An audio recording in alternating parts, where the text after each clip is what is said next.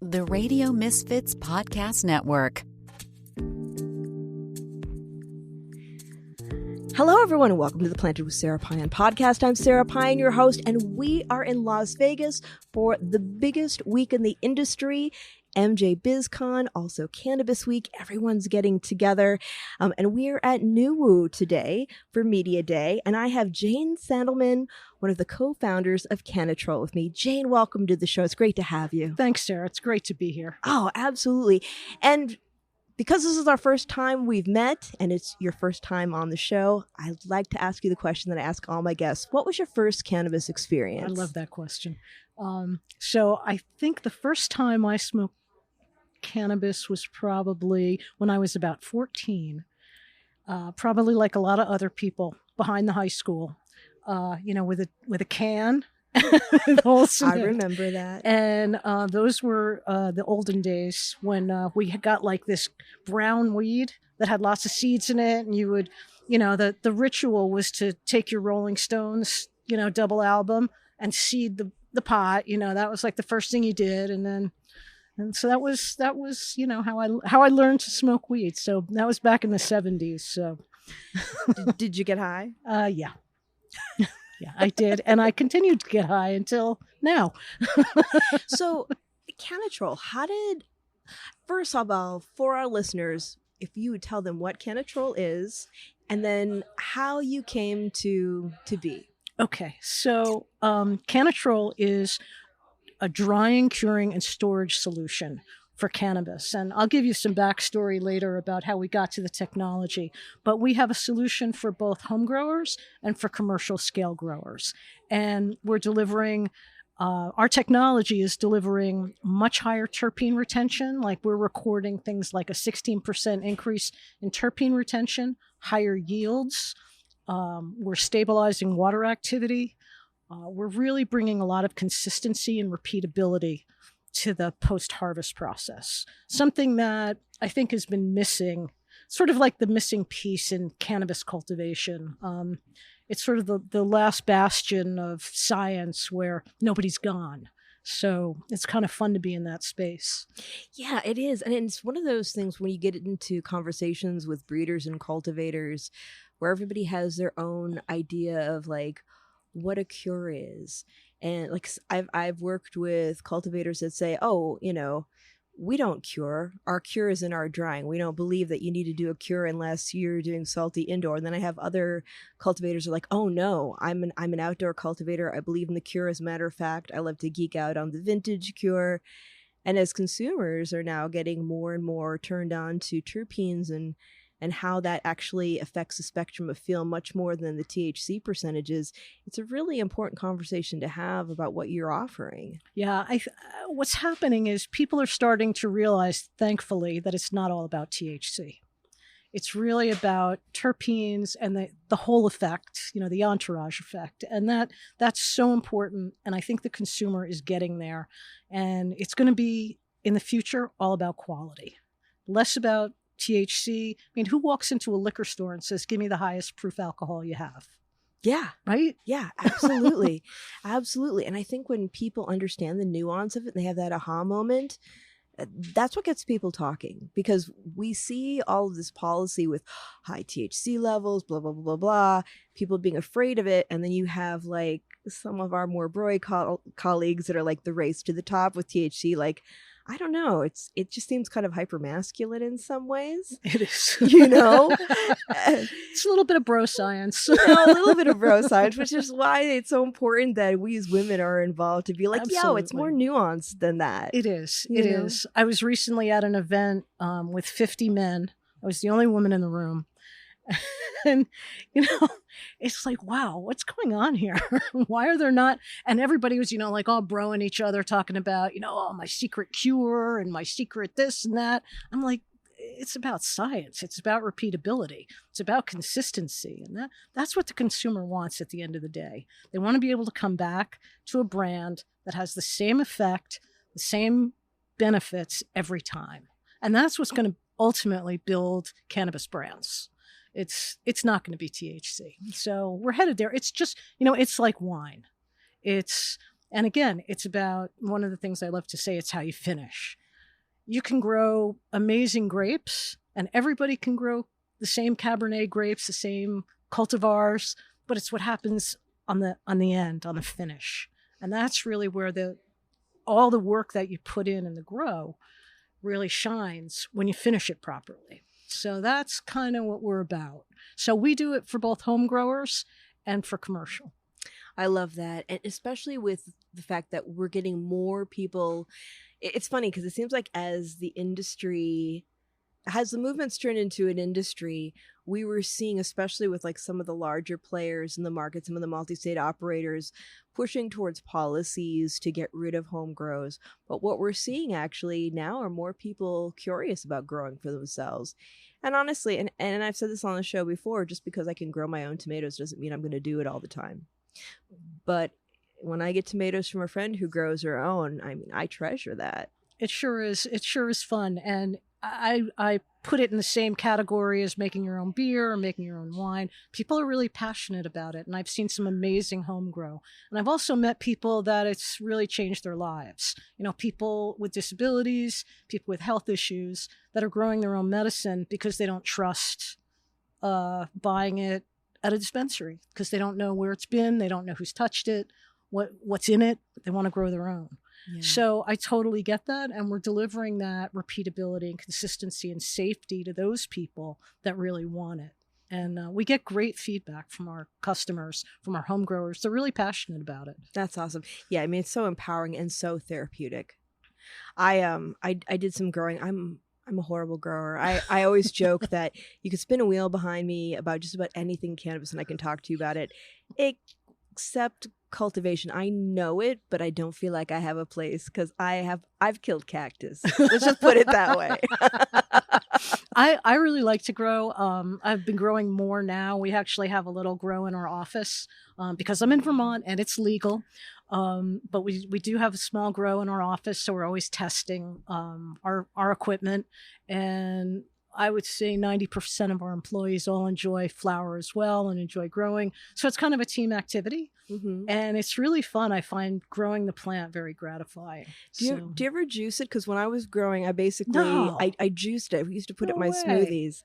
So just the leaf, or did you put the whole flower in? Or? I would do just the leaves. I would pluck them and keep them in the freezer.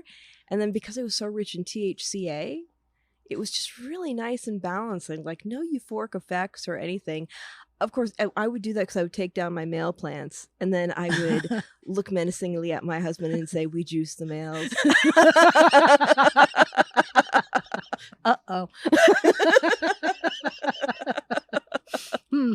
Yeah, that's a cool idea. Yeah. But backing up a little bit, I digress. Not choosing the males. Keeps them in line. You know what I mean? When we're looking at like Cannatrol in general, like, how did it come to be? Like, what was the advent of it? What made you gave you that aha moment? Like, let's do this. Yeah, we have kind of a crazy, twisted origin story. The technology was originally developed for aging cheese. So, Vermont. Yeah. So my husband and I are corporate refugees out of the New York area. So one day we looked at each other and we were like, let's just get out of here and move to Vermont and just do something else. Because we were just tired of New York. And it was just after 9/11 and we were just, let's get out of here. So we moved to Vermont. We bought this boarded up inn. And it was a 12-room inn with a 50-seat restaurant. And we said, it was just the beginning of the farm to table movement.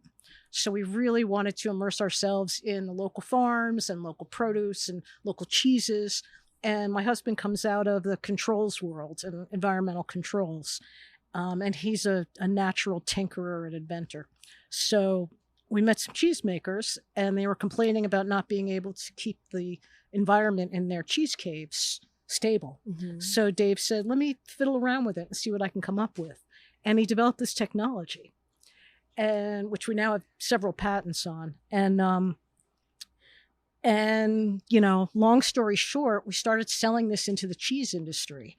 Fast forward, we started to move into charcuterie and meat aging, dry aging steaks, things like that, using our technology in restaurants and some very big meat producers out on the West Coast.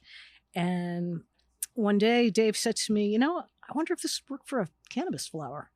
So he built a little mini machine and gave it to a local grower. And the guy took the machine. He was very skeptical. And he called us up 2 weeks later and he said, I don't know what this thing is, but I'm not giving it back to you. That's high praise.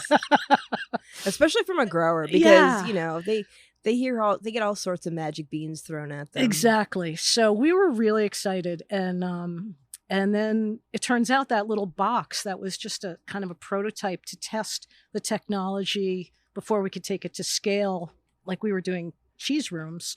That little box became its own consumer product for home growers. And 5 years later, we've sold 15,000 of those units all over the world. Wow. So it's just this crazy trajectory, all very organic, really. And now we're also selling, of course, commercial systems. And we have systems in Asia, we have systems in Europe, we have systems in South America. So we're all over. When did you scale up to the larger systems? Almost immediately. We started selling, I think I found a check from the first unit we sold was December 18th, 2018. Was the first small unit we sold. And I think within 8 months, we had sold our first big commercial system. Wow. And now we're, like I said, we're working all over the world. And our commercial accounts are really excited because they've got that consistency now. We can deliver like a GMP level consistency, which is something, in Europe is really critical. And I think as the industry develops in the United States and there's going to be more federal regulation, those GMP standards are going to be more and more important.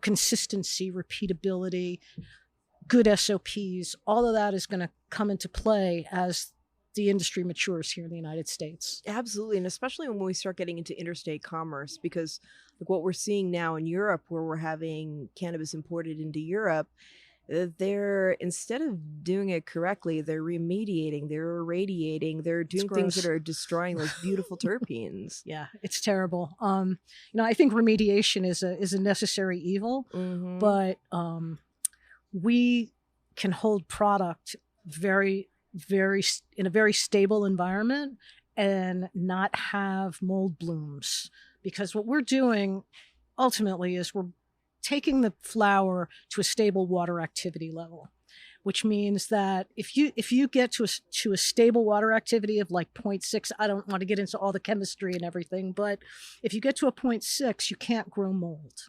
And if you can hold it there, you can maintain the flower and maintain the terpenes without over drying the flower or growing mold on the other side. So we've found that magic level and can hold it there. And we're the only ones that can really do that, because in a normal drying situation, you put it in a dry room and then you have to take it out at a certain point or you will over dry. With our system, it just stays in there. And it goes back to this where we were talking earlier about the cure, the magic cure. It's really a continuum. So you dry, and then when you hit that stable water activity level, you're just curing. And then it's really the hand of the maker, just like wine. It's like some cultivars respond better to longer cures. Some don't need those longer cures. Like I said, just like wine, some wine can be consumed early. Some wine is much better after it's been held for a while. And that's, I think, where we want to go with especially our commercial accounts, is give them the ability to have that level of control. It's really, we're giving them the tools to be artists. Yeah. If you have good control, now you can really go back and really dial in each cultivar and say, this cultivar, we're going to, hold at this condition. This cultivar, we're going to hold at a different condition, and really create very sophisticated SOPs and deliver a lot of repeatability and consistency to the consumer. This episode is brought to you by Fat Nugs Magazine, a global perspective of cannabis and stoner culture as a bridge to the rest of the world. Right now, you can join Fat Nugs Magazine, Beard Bros Farms, Freedom Grow, and Jailed for Weed in the upcoming Prisoners Edition and help spotlight current and past cannabis prisoners and their stories, because no one should be in jail for a plant. Find Fat Nugs Magazine's beautiful print copies at your local dispensary, fatnugsmag.com, and on socials. Cannabis culture welcomes us all.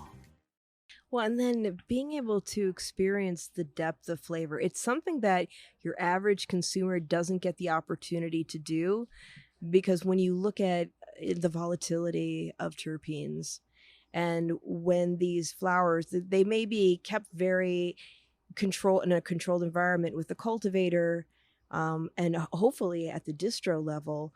But when they're getting into the stores, you're having fluctuating temperatures. They're not keeping everything low. And so there is definitely deterioration, no matter how short of a time that they've had it on the shelves by the time it reaches the consumer. What are your thoughts on that? Well, we're starting to work with more and more dispensaries and vertically integrated producers where they have our drying, curing, and storage in their main facility, and then they put our little home boxes at the dispensary level. So the flower, when it gets to the consumer, is just as good as it was when it came out of the facility. And I think that is going to change the way people think about flower. They're going to finally get flower that tastes really good. And, you know, when we bring flower out to people and they smoke it, they're like, what did you do to this? I'm like, I didn't destroy it. Yeah. It's the way the flower should be. You know, it should be rich and full of flavor and terpenes and smoke smoothly. You know, if you over dry it, you trash the terpenes, it's terrible. And that's what we all grew up on. I mean, that's what I grew up on. Oh, same. Horrible flower. Yeah, ditchweed. Yeah. Yeah, same. Yeah, Mexican ditchweed. Yep. I have no idea how much mold I've inhaled. I remember back to the paraquat days, you know, the paraquat scares. Like, oh yeah, the weed is laced with paraquat. Blah, blah, blah, blah. So, you know, that's how old I am. But yeah, weed is a lot different now, and it's great. You know, I just pulled some flower out this afternoon, and everyone was like, "Whoa, that smells amazing!" And it's just, you know, it's just handling it properly. Yeah, I actually was a breeder that's a dear friend of mine is working with your units, and he does amazing genetics to begin with, but like the flavor and the aroma that's coming out of those flowers. So have you sampled flower out of the Cannatrol? Yeah. Yes, I have. Okay, so you know what I'm talking about. I do, and I'm in love. Excellent. I love to hear that. When you, kind of a weird question maybe, but I know that it wouldn't be for drying, but maybe just like the environmental preservation. Would there be like some overlap into like hashes or anything like that? Absolutely. First of all, I love hash. Same. I'm like a hash girl. I just love it. Oh, you need to come to my party tomorrow. Okay, I'm in. But absolutely, we're hearing from our home growers. We don't have it as much at the commercial level, but our home growers say that the hash that they're producing is some of the best they've ever made. Again, it's about a controlled environment. So it's about aging, especially hash. It's about aging. So we're hearing some really great things about hash production. We're also hearing some really great things about mushrooms. Oh. Not only drying and storing, but also cultivation. So because you have so much control in these units. So I think that we're just at the beginning of learning where this technology can go. Yeah. It seems like it does many things, because like you've got the production side of it with the drying and curing, but then it also kind of sounds like it almost behaves like, if we were to go back into grapes, like a wine fridge. That's like a dirty word. I know, We're right? like, oh, it's just a wine fridge. So very sophisticated wine. A very sophisticated wine refrigerator. So the truth is that the original units that we built were the outer case, the outer carcass was a wine refrigerator. So it was born as a wine refrigerator. Okay. And then we buy those those insulated boxes, basically, bring them into our facility, and we put our technology into them. So they do look just like wine coolers. But we just launched actually our new version called we have a C, the C Plus, and the C2, which is the latest iteration of the Cool Cure for home growers. And that is a much more sophisticated looking machine. And it also has some great additions to the technology. It's all food grade. It's really a beautiful unit. So if you're on the floor tomorrow, come by our booth and check it out. It's really cool. And the big difference between a refrigerator and what we do is that we stabilize the environment. We stabilize the vapor pressure. If you just put your flour into a refrigerator, it'll dry out. It'll just be crispy and nasty after a while. We hold it at that stable water activity level. And that's why we're so great for storage.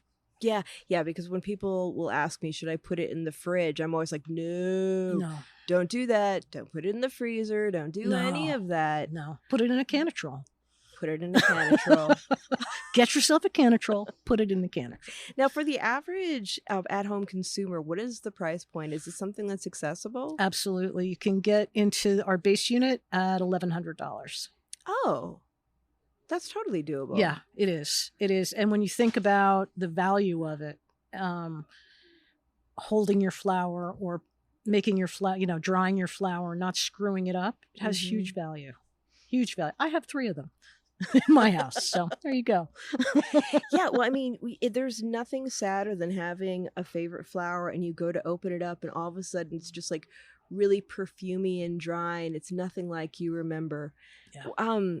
When we're looking at terpenes, what are the ideal temperatures? I mean, I know it varies because some are more volatile than others, but ballparking it for people. I think the common knowledge is that terpenes start to evaporate at about 70 degrees. Yeah. That's where you start to lose terpenes. We hold our conditions at 68. Our ideal is around between 65 and 68 and a dew point of about 54. So we don't talk about humidity. We talk about dew point because relative humidity, again, here we go into a physics lesson, but relative humidity is exactly that. It's relative. It's made up of 2 components. It's made up of temperature and dew point. So the magic of our system is that we control those 2 components independently. So that's how we can get to a flat line vapor pressure. So without a physics lesson, by controlling those 2 pieces independently, you have pinpoint precision control. People always say, I'm controlling humidity. You're not. You can never control humidity. It's relative. So when are you going to turn Bernie on to growing? I don't know. We're working on Ben and Jerry's now. So Bernie, I don't know. It's going to have to come to me. I love it. Yeah, we're hopefully going to be having Ben on the show this year. Oh, that's great. Yeah, they've been working on a brand. So I love that. Yeah, they're great guys. We actually know them. So they're terrific guys. And Vermont's a very small state. There's only 600,000 people. So if you don't know somebody, you know somebody who knows somebody. So. I love that. I love that so much. What are some things that you're excited about in the future? Well, we've got a couple of new things coming out. So we're launching as I said, our new version, our C lineup, and we're going to be coming right behind that with a much larger home version. And that's probably the biggest complaint we get is that the unit's too small. So we are actually coming out by mid-year with a larger home version, and we're also coming out with a smaller commercial version. So we're bridging that gap where people are like, well, I can't really afford the big commercial system, but I'm going to dry more than, 10 or 20 pounds. So now we're offering units for everybody in all different scales of cultivation. The other big thing that's coming out is we're working on entering into the grow area. So we're working on controls now for cultivation. That's exciting stuff. We're really excited about that. We've got a system operating now in Massachusetts that is just flawless, and it's really exciting. And we have another in test with the CRC. I don't know if you know those folks down in South Carolina, but they're doing some more rigorous testing on it for us. So it's pretty exciting. I think we've got a lot coming out. Yeah, that's some really exciting stuff. For our listeners who might want to get a unit or check it out in person, how can they do that? Absolutely. We have retailers all over the country. So definitely go to our website, which is cannatrols.com. And you can look up a local retailer, or you can buy a unit right online. Okay. Directly from us. Awesome. And can people follow you on social media? Absolutely. We're on Instagram, Cannatrol. You can find us on Facebook. You can always contact me on LinkedIn. I'm always around. So, and I love to talk to people. So, just check us out and join us. Join the Cannatrol family. Yeah, it's really exciting. I mean, and you can come here and geek out and science out anytime. I love that. That's awesome. I love that. I hope you have a wonderful rest of your week at the conference. Before we leave, what are some things that you want to get done before you go? Well, I think, first of all, I'm coming to the hash party. That's the first thing. We've got lots of potential customers here that we're going to talk to and spend some time with.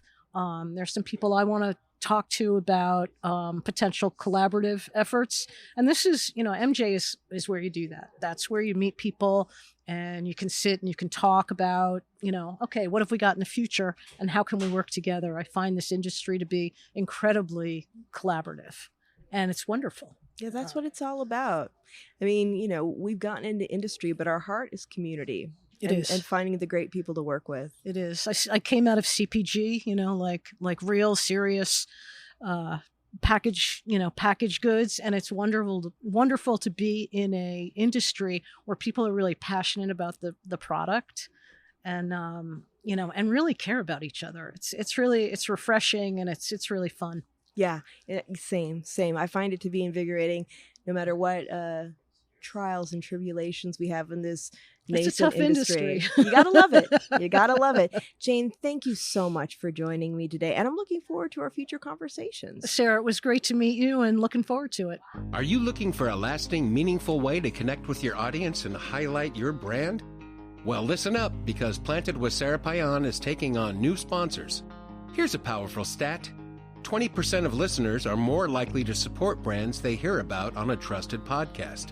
And 60% actually look up that product after hearing about it. That's the power of podcasting. Planted with Sara Payan has a unique draw. With remarkable guests, we attract and engage audience that spans all sides of the cannabis spectrum. Picture your message reaching these listeners time and again. Podcast ads are evergreen, meaning your brand stays relevant as new audiences discover and binge past episodes. It's a long-term investment that keeps on giving.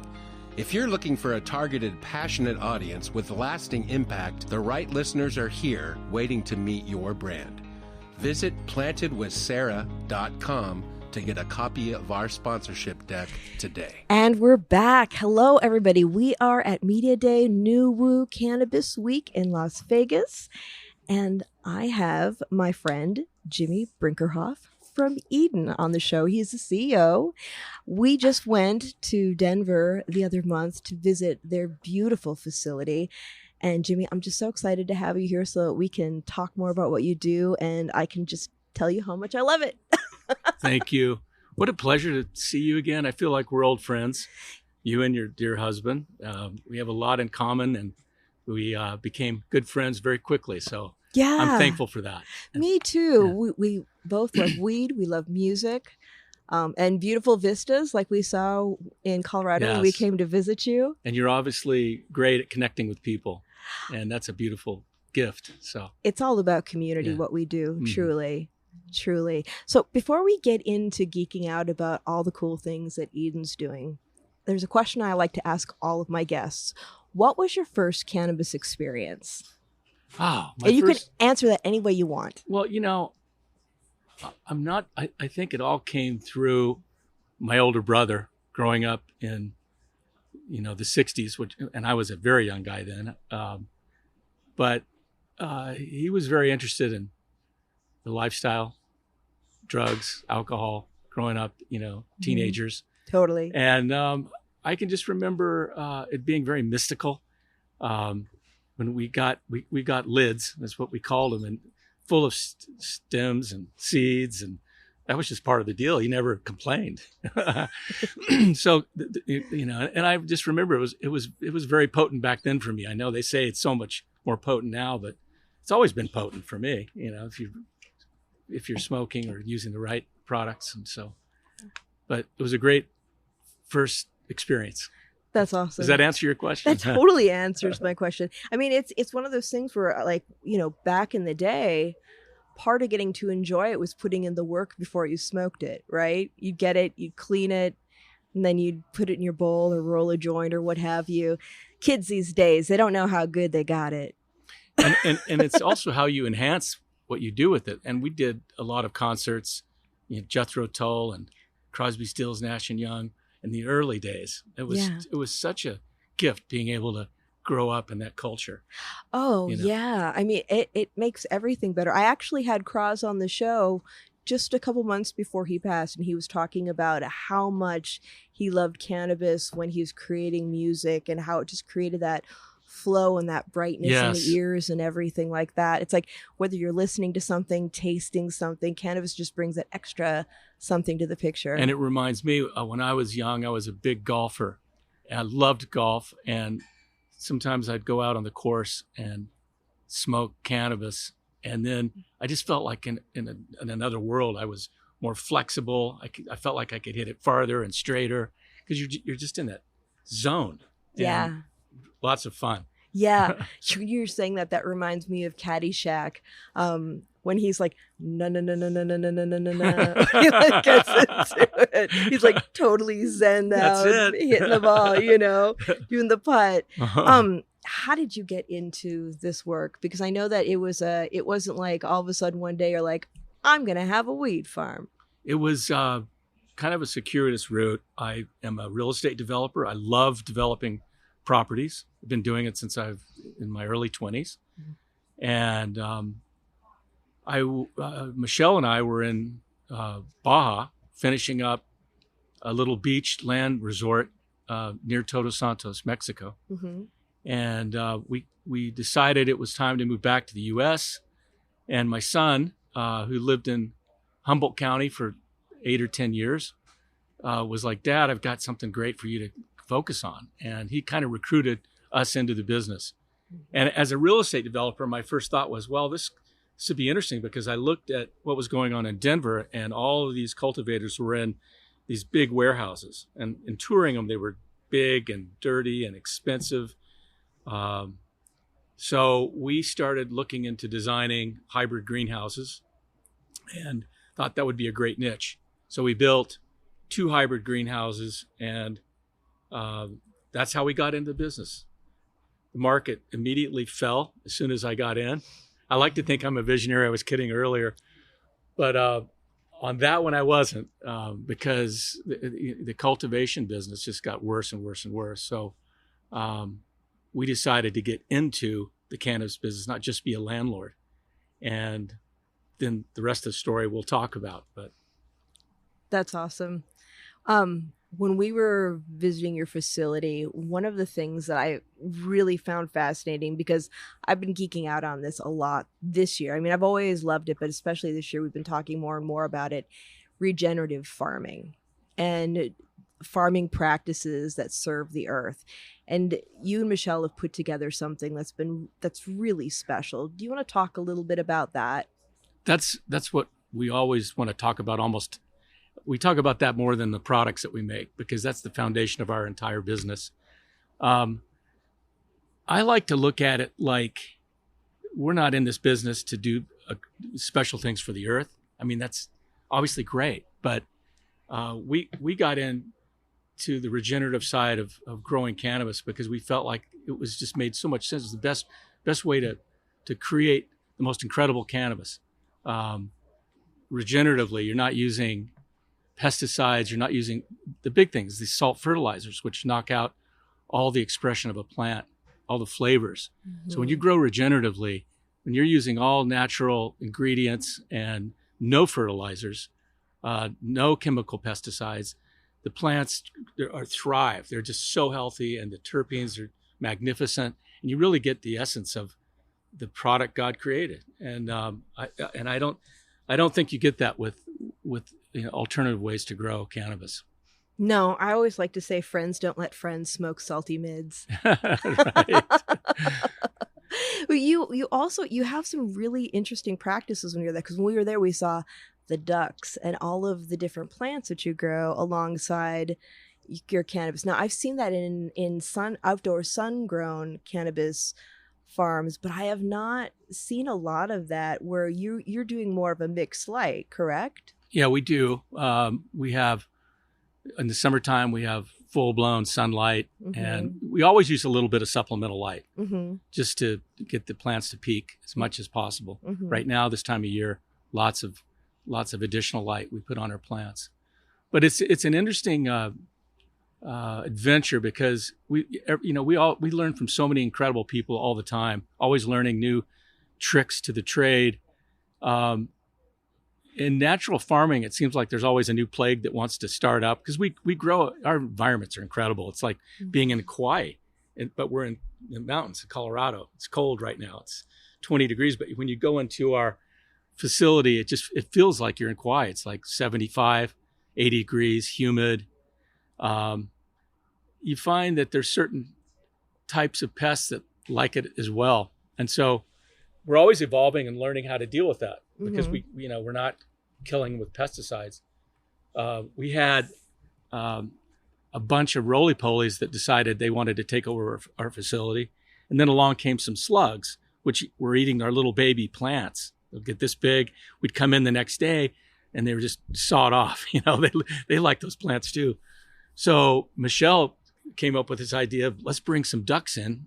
And these we brought in like 6 ducks. They're the cutest things, and they lay eggs everywhere. But most importantly, they go through our beds. We have like 80 beds that are like 40 feet long, 5 feet wide.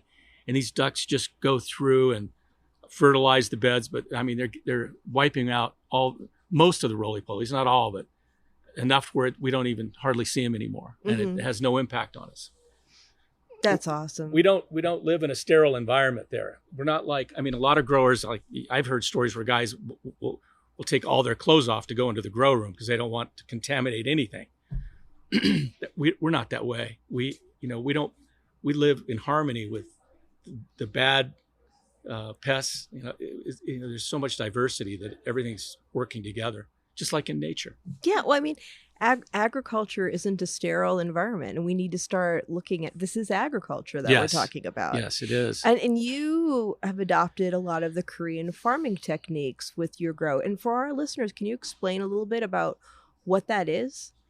It's an interesting method of farming that was created by a Korean, we call him Master Cho, and a dear friend of mine and Michelle's, Chris Trump, taught us, and he spent time in Korea, and he's done really well and has taught tons of people this method. And so basically it's creating a natural way to feed plants without using fertilizers. So you get potassium and you get nitrogen, and you can make all these materials. For instance, like we have a product we call FAA. It's fish amino acid, where we take deep sea fish and we hack it up, and then we mix it with brown sugar and our IMO4, which is a microorganism, and we let it sit for like 4, 5, 6 months, and it turns into like a fish sauce. You can literally eat it. You have to be a little bit brave, but if you make it really well, it's like a fish teriyaki sauce. But it's chock full of nitrogen. So you're using natural ingredients from our planet instead of,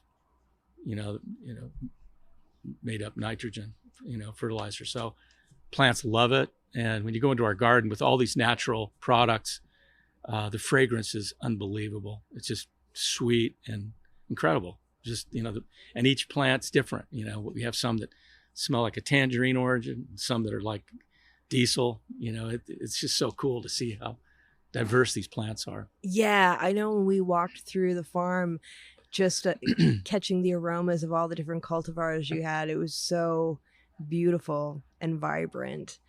You have an interesting model because you, unlike a lot of cultivators, you don't sell loose flower. Do you want to talk a little bit about your ethos and your products? Yeah, I laugh a little bit because selling flower is, I think it's got to be a real love, and it's not really my love. Mm-hmm. You have this dry cure trim stage, and then you take it to market. And in Colorado, our humidity is like 8%. So sometimes it just dries out, and that's not great. If you were in Northern California, it takes a lot longer for it to dry out. So I think it's very hard to do it really well. And I only want to do it if it's just so premium. Mm-hmm. We got on to making live rosin, and we just love making our live rosin. We avoid the dry cure trim stage. We do have flour that we do in pre-rolls where we infuse our live rosin in the pre-roll. So we do a little bit of that. Mm-hmm. We have a lot of people that ask us for our flour. At some point we may do small batch, Mm-hmm. because it's really good. But we sell out pretty much everything we do in rosin. So we're not necessarily looking for new customers for flour, but we would like to do some small batch and just kind of place it in different locations from time to time for fun and excitement. Yeah, people get excited about special drops and things like that when they geek out on it. I love that. When we were at your house for dinner, you had served everything that you served. The produce was grown in your gardens. Do you use the same methodologies for your growing? Excuse me, we do. We use the same exact methodology. I bought a brew tank. It's on the side of my house. We brew our own microbes, and it's unbelievable what some of the plants do when they get it. Like I have this shard it was just award-winning, beautiful, gorgeous. It was like orange and red and green and so spectacular. But I planted asparagus this year for the first time. I had amazing onions. All of it was regeneratively grown, so healthy. And yes, and then winter comes too fast. We put a lot of it away. So we have freezers stocked full of, and we make things like we made like tomato bisque. I think you had that. That was so good. Wasn't that amazing? Mm-hmm. So all of our fresh tomatoes, and then, so we have, we love, living the lifestyle. It's like, that's really kind of, it goes back to the food supply really, which is much more important. Mm-hmm. And if we could adopt our regenerative techniques in our food supply, wouldn't that make a difference? Oh, it would make such a difference. Yeah. I mean, people these days really want to know where their produce comes from. They want flavorful produce. Yes. They want safe produce. Yes. And that is what this new consumer is looking at with cannabis as well.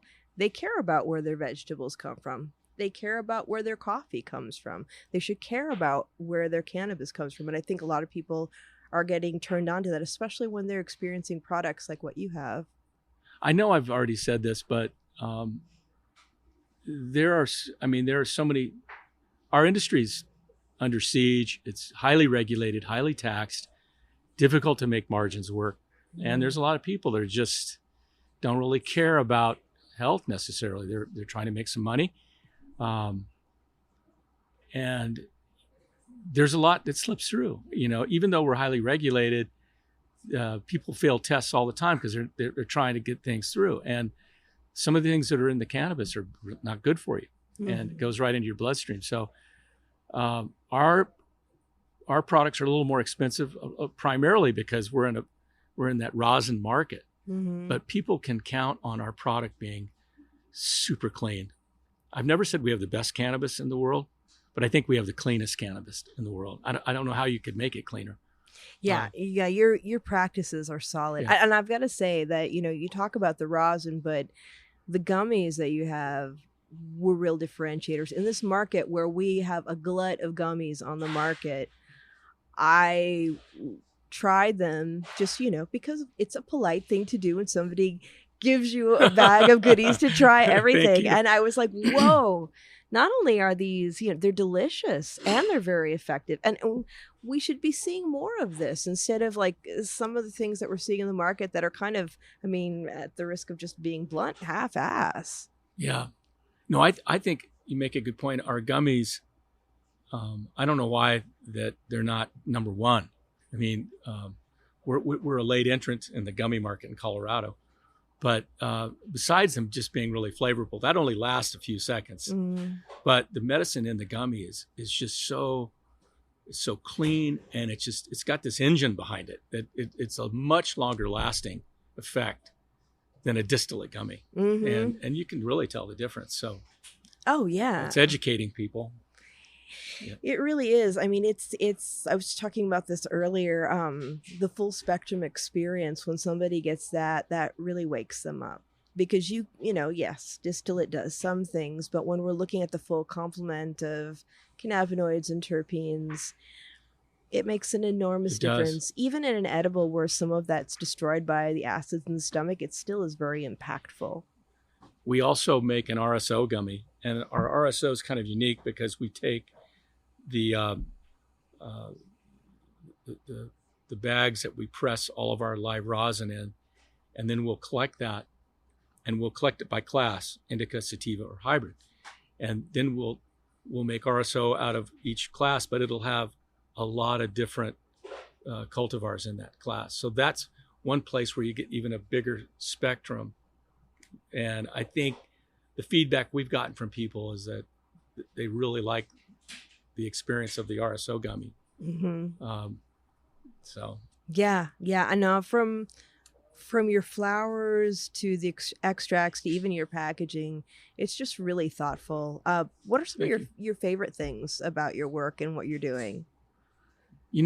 I really loved learning regenerative farming. I'm a real estate developer. I built office buildings and homes, and so farming was a new challenge. And I have some family that historically were in farming in Texas, going way back. So maybe it's a little bit in my blood, but I just really, and then when I saw how we could farm in a method that was really special, my wife and I really took to heart to figure out how to do it. It was very difficult. In the beginning, we had very low yields. We didn't think it was going to work. It's probably why a lot of people aren't in organic farming for cannabis. But over the years, through lots of help, different people that we connected with, we learned how to really get our yields really up a lot, and just everything came together. So that was, I would say that, and then I'm also just, I love the business. It's so difficult, and we've survived, we've grown, we're thriving, and I don't know where this is going. And it's exciting to kind of be in the fog, but being confident and excited about it. And so we're just kind of looking around the corner, seeing what's next. So guiding the company is really fun, and meeting new and interesting people that are different than all my old real estate friends. Quite. Yeah, we're a different crew. Really? It's not for the faint of heart. It's a fun crew. It is a fun crew. I love it. I feel like in many ways, it's like people get to bring their skills, but they also get to bring their authentic selves, because we are such a nascent industry full of all sorts of different people. Oh my gosh, yes. Yeah.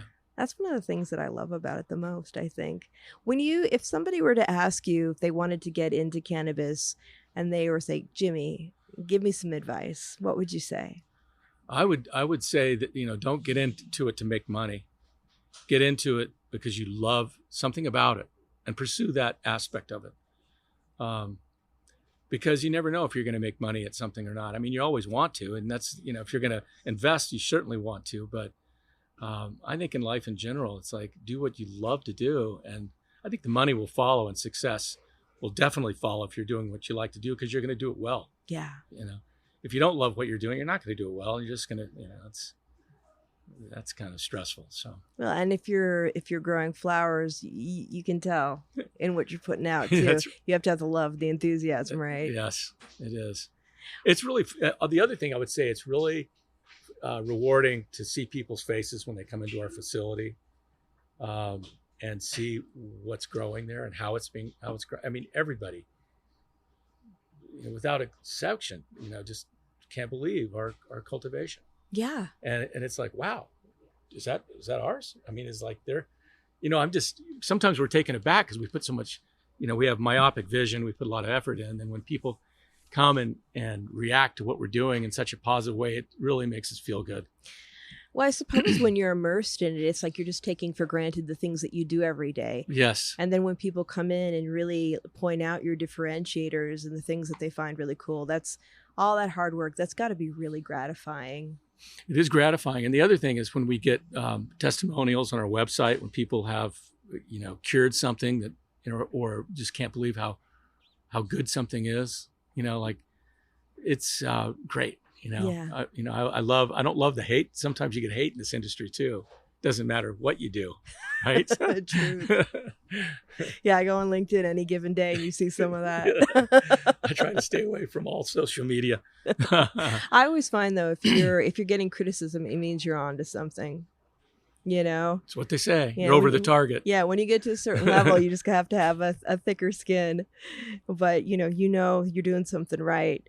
What are some things that you're excited about in the future?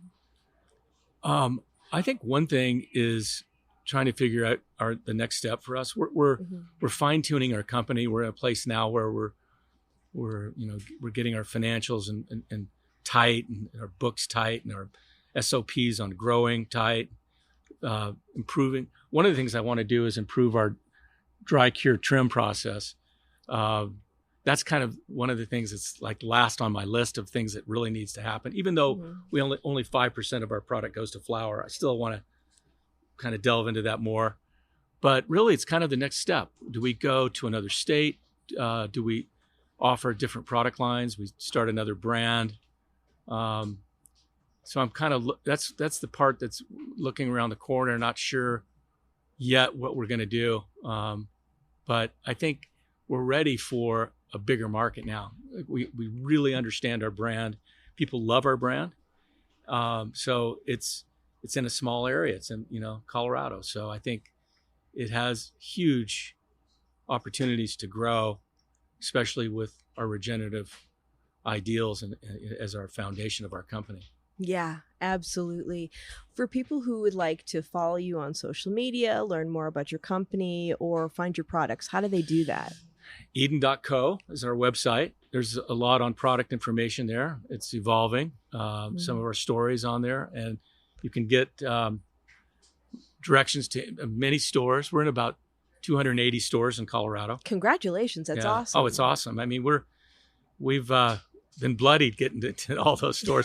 Now what we're really trying to reach out to is consumers one-on-one. So that's kind of the next way, because they're our real client. That we've done great at accumulating stores.